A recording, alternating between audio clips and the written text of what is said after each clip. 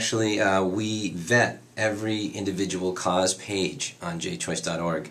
A lot of business people would say, hey, that's not a very scalable model, because we spend a lot of time looking at the causes and making sure they're doing what they say they do, and that the money that our donors give is going to go where they say it's going to go. Joshua, is JTroderman a non-profit or for-profit? It is a not-for-profit. So you're a 501c? We are a 501c3, and all donations are tax deductible, and we're always looking for support as well. You went into this for, I think, altruistic reasons, and like a lot of entrepreneurs, you had things changed on you very quickly, and you had to change rules. And I think for entrepreneurs out there, an entrepreneur is an entrepreneur if they're in a profit business, a public business, or a non-profit.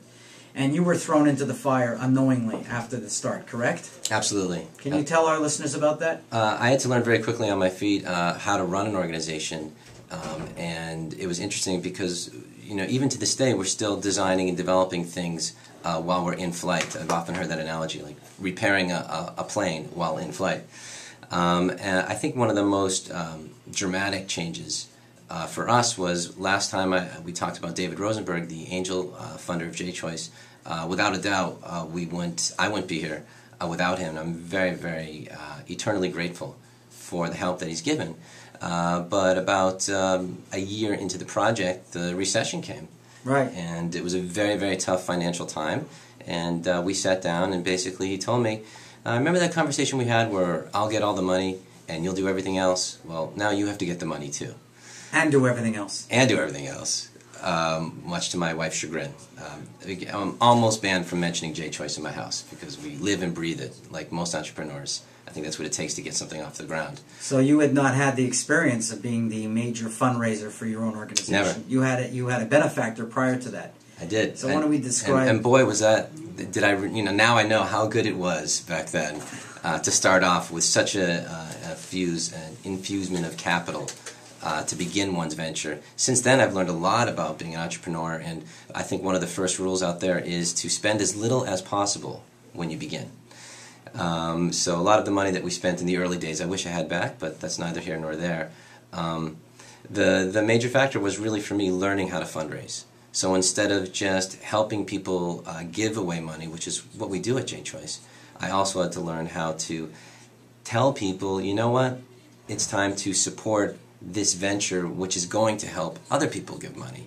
And a question I get asked a lot is, why should I give to you, this startup, when I could give it to an already existing nonprofit and I'll feel I get more bang for my buck? And that's a good question. And what's your answer? It is.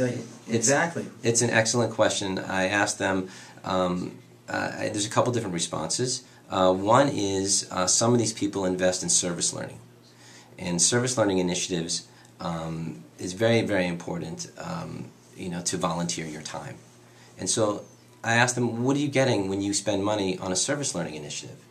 And they'll often think about it, and what it is that they're interested in doing is someone's experience, that they get something more meaningful out of what they're doing. And it kind of helps them on their road from their perspective. This happens to be a Jewish perspective, but it might be just life's journey. And really that kind of value add is in the experience of what the person is doing to make the world a better place. So what is it about these service learning initiatives that they deserve capital to help them be sustainable? Why is that any different than doing the money initiative? Because at the end of the day, all organizations need money and volunteers, which makes a huge, huge difference. And the most popular online site for charitable giving is causes.com. They have millions of clicks every month.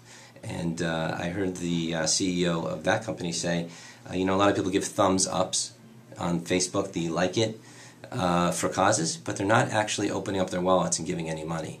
And he has a term for that I love, slacktivism. Slacktivism. You can like it, but what are you really doing about it, whether it's volunteering or giving some money? So JChoice is a structure that helps people learn about tzedakah, which is charity. And it also, our mantra is to make tzedakah happen.